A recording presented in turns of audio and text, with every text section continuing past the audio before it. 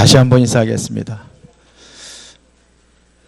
당신은 하나님께서 세계복음화를 위해서 부르신 주역입니다.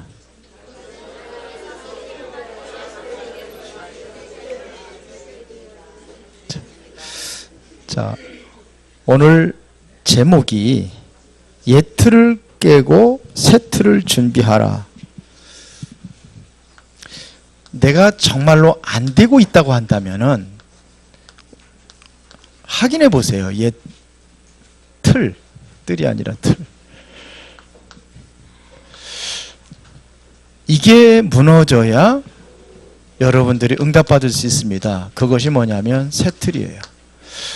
오늘 고린도 후서 5장 17절에 누구든지 그리스도 안에 있으면 새로운 피조물이라. 이전 것은 지나갔으니 보라 새 것이 되었도다 그랬어요. 근데 아직도 이전 것 계속 붙잡고 있으니까 응답을 못 받는 거예요. 이전 것. 이스라엘 백성들이 출애굽을 했어요. 기적 같은 하나님의 역사를 일으켜서 이제는 그들을 어디로 인도하기를 원했느냐? 가나안 땅에 인도하기를 원하셨습니다.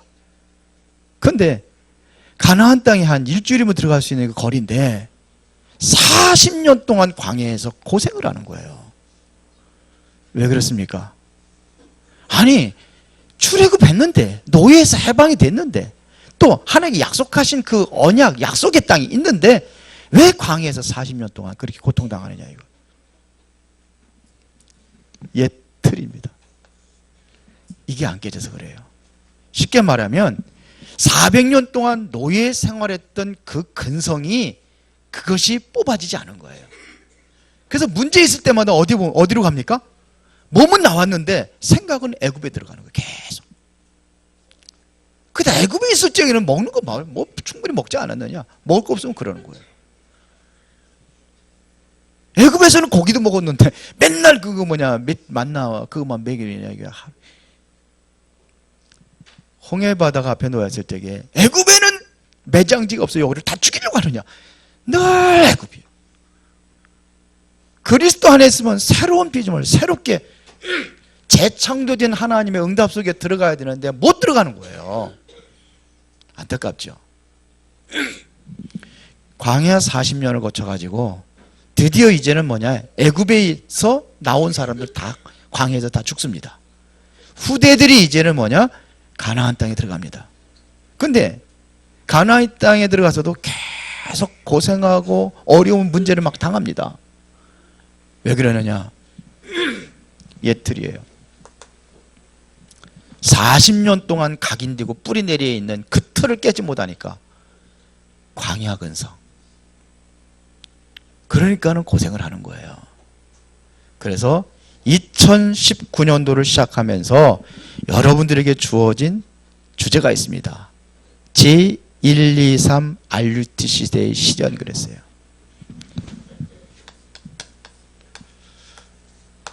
자, 뭘 실현해야 되냐? 후대 키우자는 겁니다. 쉽게 말하면 후대를 키워서 어떻게 해야 돼요? 현장 살리고 치유 역사를 일으키자. 이게 제123 RUTC예요. 제1은 뭐냐면 후대 모여가지고 훈련시켜라. 제2 RUTC는 후대들에게 이제는 훈련되었으면 현장 살리도록 가라. 3 RUTC는 다 병들었으니까 치유하자. 이거예요. 여기에 대한 실현 그랬어요. 실현이라는 이야기는 내가 가지고 있는 꿈과 기대를 실제로 이루는 것입니다. 2019년도를 그렇게 시작을 했습니다. 그래서 우리에게 중요한 메시지를 줬는데 그게 뭐냐면 옛 틀이에요. 옛 틀을 벗어버리고 새 틀을 갖춰라. 이게 2019년도 시작하면서 받은 원단 메시지입니다. 그거예요. 메시지 줬습니다. 그러면은 우리에게 주어진 옛 틀은 뭐냐? 이 실론에서는 뭐냐? 옛 틀이 뭐냐 이겁니다. 서론에서 옛 틀이 뭐냐? 그리고 첫 번째는 본론에서는 우리가 실현할 것이 뭐냐? 그러면 반드시 깨야 될 옛 틀은 뭐냐?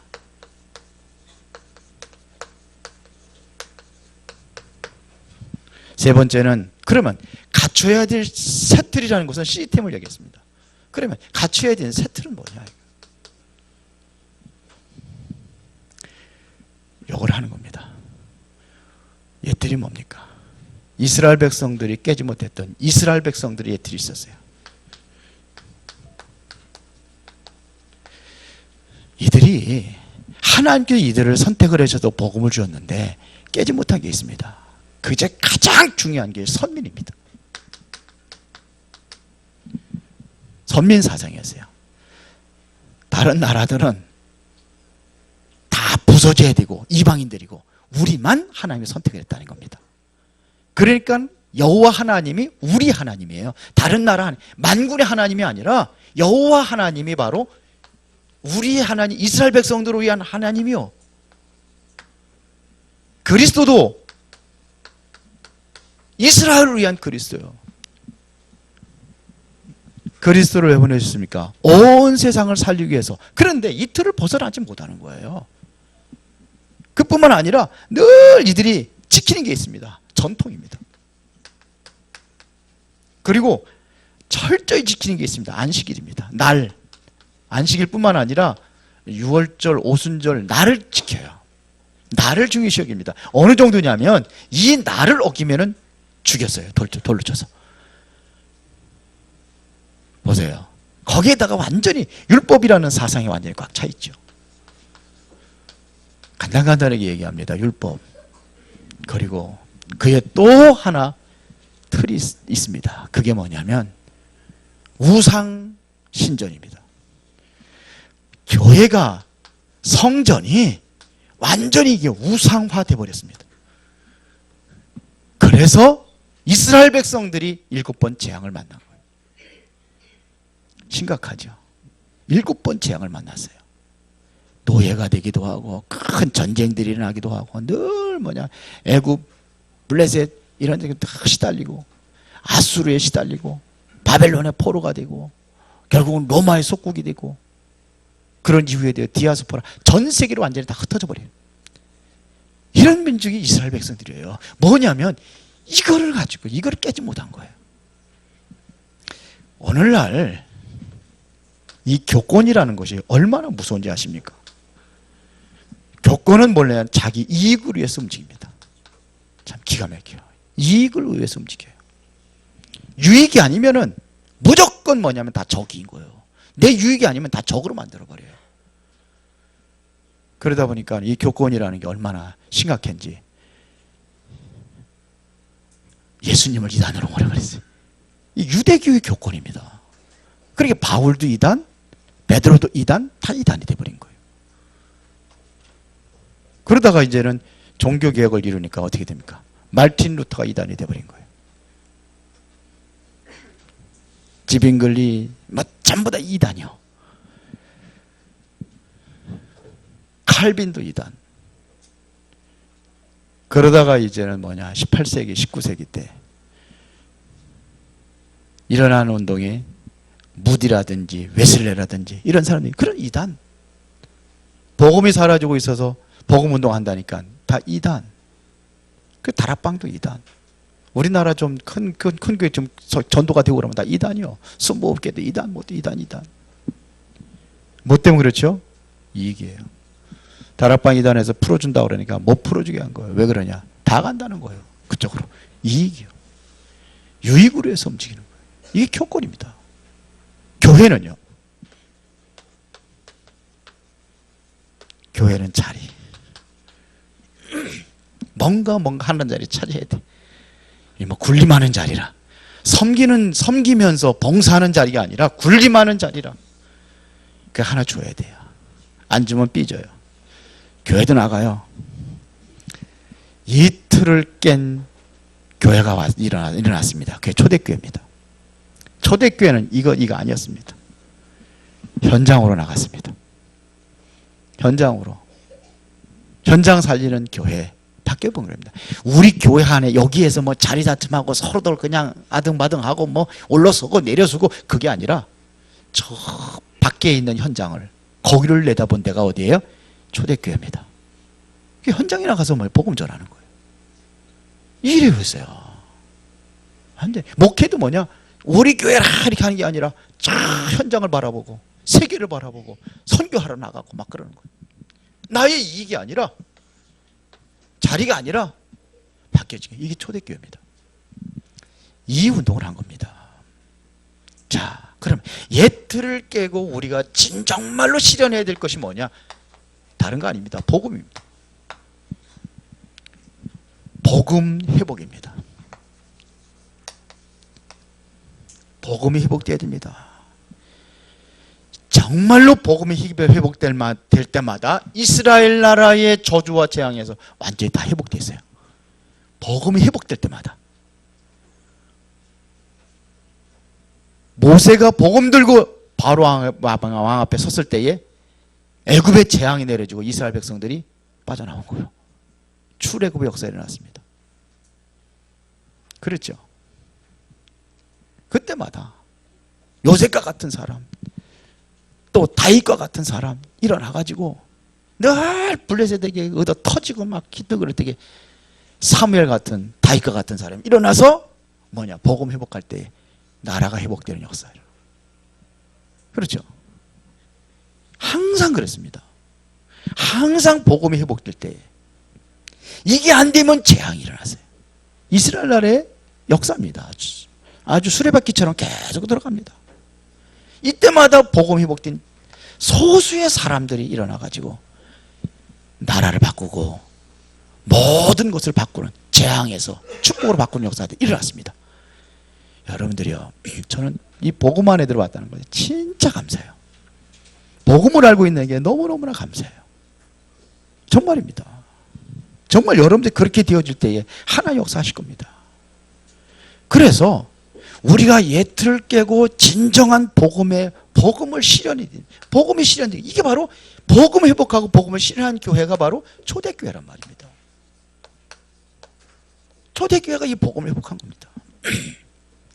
유대인들의 모든 이틀 다 깨버린 게 초대교회입니다. 그렇죠. 그래서 복음을 회복한 겁니다. 어느 정도였냐면 유대인들이 전혀 가지 않은 땅으로 갑니다. 사마리아 성입니다.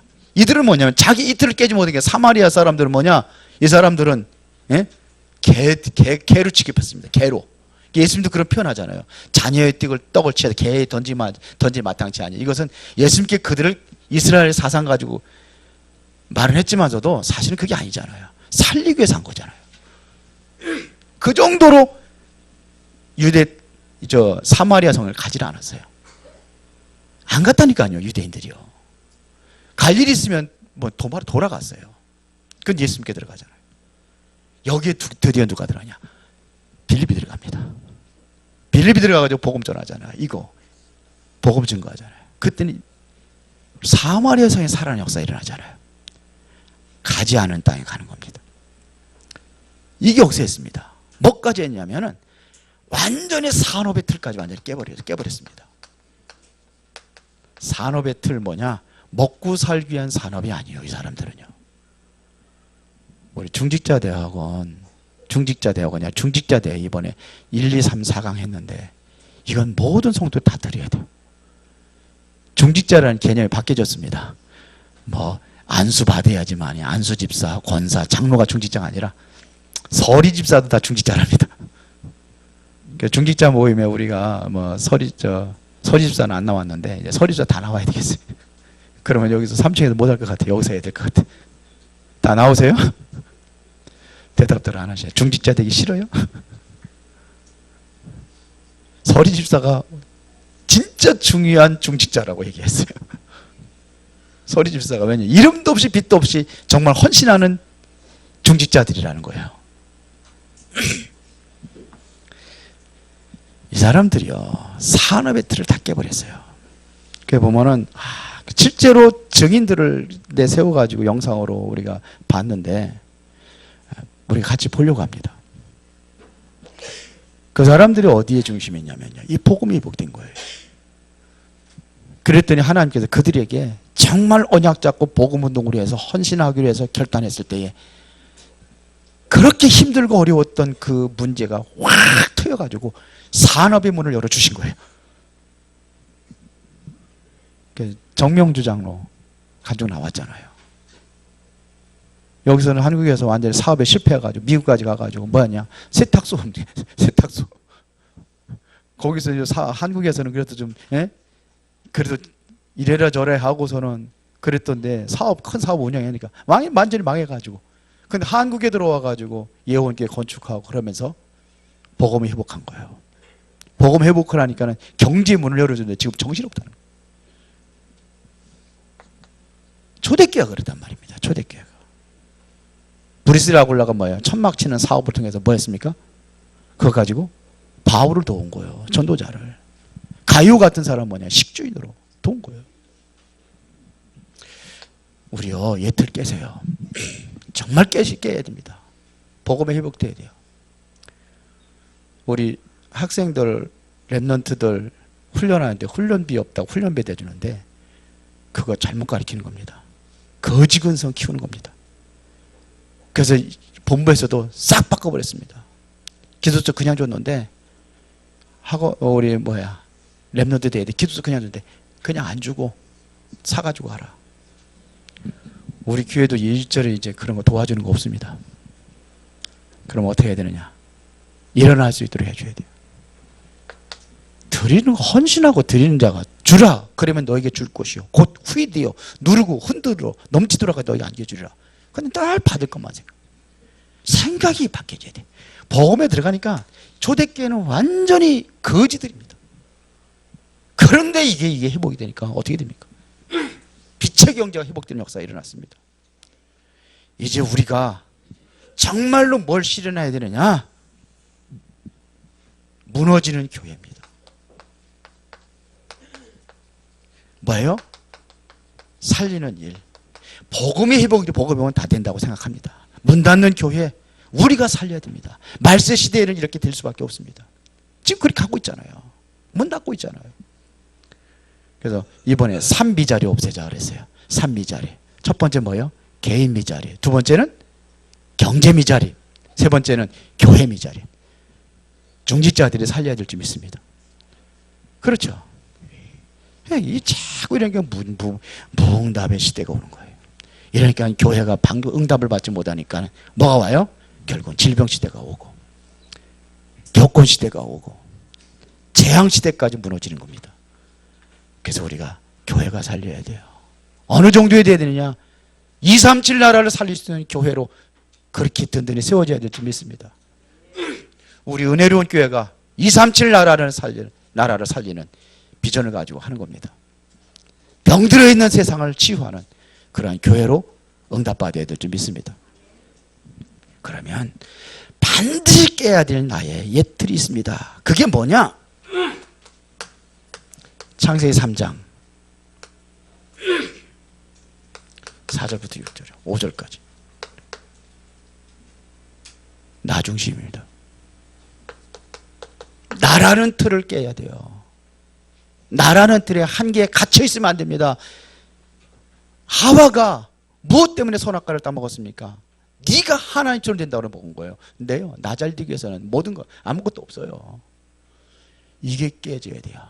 그래야 여러분들이 더 큰 은혜와 축복을 누릴 수가 있습니다. 더 큰 축복을 누릴 수가 있어요. 나라는 틀. 창세기 6장이 뭡니까? 가족이라는 틀. 이게 깨져야 돼요. 이게 뭐냐? 세상 중심. 이게 깨져야 돼요. 돈 중심.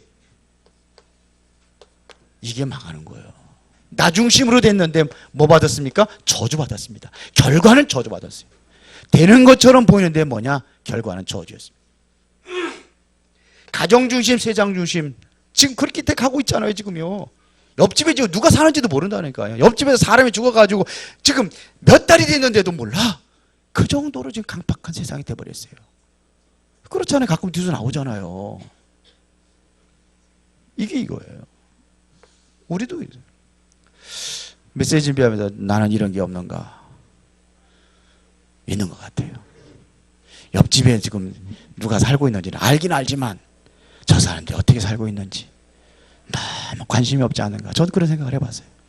옆집에 있거든요. 저 사람 어떻게 사느냐? 이게 깨져야 돼요. 가정, 세상 좋아하다 어떻게 됐습니까? 멸망당합니다. 어떻게 됐어요? 멸망당했습니다. 창세기 11장이 뭡니까? 이것은 우리입니다. 우리의 이름을 내자는 겁니다. 우리. 그래서 뭐 하느냐? 성공의 길로 가자는 겁니다. 그런데 어떻게 됐습니까? 복음이 없으니까, 이게 회복이 되지 않으니까 결국은 어떻게 되어버렸습니까? 실패로 돌아갑니다. 성경에서 가리키고 있는 것입니다. 이 틀이 깨져야 됩니다. 여기는 우리는 각인 뿌리 체질 다 되어버려 있어요. 이게 깨져야 됩니다. 그러면 새롭게 갖출 새 틀이 뭐냐 이거예요. 무엇을 갖춰야 되느냐? 이제 여러분들이 새로운 시스템, 나의 시스템입니다. 그게 뭐냐? 나를 살리는 시스템 속에 들어가야 돼요. 나를 살리는 거야. 새로운 나를 살릴 수 있는 시스템을 찾아야 됩니다. 나를 살릴 수 있는, 내가 살아야 돼요. 혼자서도 살아남을 수 있는 사람이 되어야 됩니다. 그래야 하나님의 중요한 하나님의 계획을 보는 거예요. 내가 죽어 있는데 뭘 봅니까? 살아야 봅니다.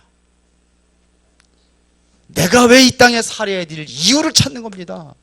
무엇 때문에 내가 살아야 되는 것인가? 이게 발견돼야 돼요. 내가 왜 성공해야 되는가? 이게 발견돼야 돼요. 여러분 사업하면 내가 왜 이 사업에 성공해야 되느냐? 결국은 이거거든요. 이거예요, 이거. 이것 때문에 내가 깨져야 돼요. 그러니까 하나님한테 헌신이라는 게 없는 거예요. 헌신하지 못한다니까요, 헌신. 드리지 못하는 거예요. 2019년 지나가고 이제 또 새로운 일꾼도 뽑고 그래야 되는데 이것 때문에 못한다는 거예요. 잘 생각해 보세요. 왜 못하냐? 이것 때문에 못하는 거예요. 나는 안 된다는 거. 왜? 이것 때문에요. 놓치니까. 이 틀을 깨지 못하니까 하나님의 계획하신 큰 축복 속에 들어가지 못하는 이유입니다. 깨시기 바랍니다. 뭐 시킨다면 왜 일해서 안 돼요? 난 따라 하는 일이 많고 하는 일 많은 사람한테 더 시키세요. 이게 계획이 들어가는 거예요. 기도하고 하세요. 안 되거든요. 그래야 교회도 교회의 새로운 시스템을 우리가 찾아야 됩니다. 원래 것을 찾아야 됩니다. 성경에서 말하는 원래 것이 뭡니까? 이거를 찾는 겁니다. 중직자.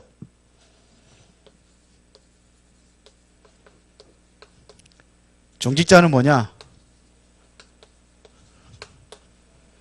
현장 선교사입니다. 목사가 학교에 못 들어가요. 목사가 정치 현장에 못 들어가요. 다 갈 수가 없어요. 여러분들 현장 살리라고 중직자들 세웠습니다. 그러면 목회자는 뭐냐? 목회자는 강단 선교사예요. 하나님 말씀 심부름하는 겁니다. 우리 후대들은요, 렘넌트들은 미래 선교사입니다. 미래 준비하는 겁니다. 그러면 돼요. 뭘 바꿔야 되냐? 전도, 선교에 대한 시스템 마련해야 됩니다. 이것도 원래 것을 해야 됩니다. 아무도 줄 수 없는 답을 줄 수 있는 전도자, 선교사. 그렇죠. 선교 현장에 나갈 때마다요, 저는 그래도 가면은 교회에서 달랑 뭐 주느냐, 교통비 베끼지가 않다가요. 뭐 조금씩 뭐 이렇게 주는 거, 그건 다 헌금합니다. 그거 주로 많이 그렇게 씁니다. 대부분. 근데 필요한 데가 많아. 도와달라는 데는 많아. 내년에는 좀 여기다가 좀 우리가 좀 관심 갖고 여러분들 헌금 좀 하시기 바랍니다. 여기 깨져야 이거 할 수 있어요. 아까워서 못해요. 하길 수 있어요. 그래야지만이 뭐냐, 아무도 줄 수 없는 답을 가지고 가는 겁니다. 여기에 지금 뭐냐, 이들에게 뭐가 필요한가? 답이 필요하거든요. 이 답을 주러 가는 겁니다. 아무도 가지 못하는 현장입니다.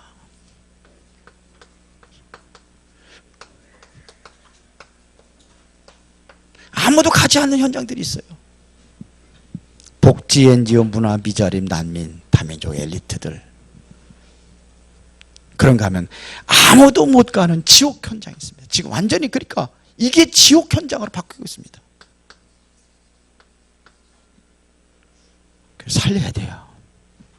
TCK, 난민, NCK, 고위층의 연예인들 죽어가고 있는데 못 살리고 있습니다. 그러니까 이게 뭐냐, 청소년들 사각지대, 청소년들 범죄 계속 늘어나고 있고, 이게 뭐냐, 중독자들 개선을 하고 있고, 인재들이 전부 다 뭐냐, 영적으로 죽어가고 있고. 가야 됩니다. 그러면 우리가 2019년도 가기 전에 꼭 깨야 됩니다. 뭘 실현해야 될 것인가. 그러면 하나님께 여러분들에게 분명한 답을 줄 겁니다.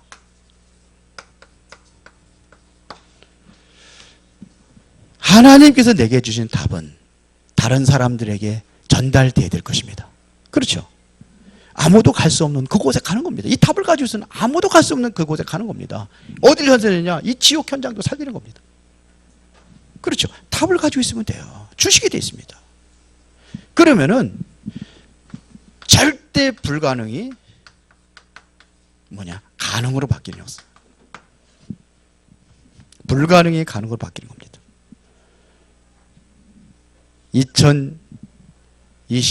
2020년도 주제는 뭐냐?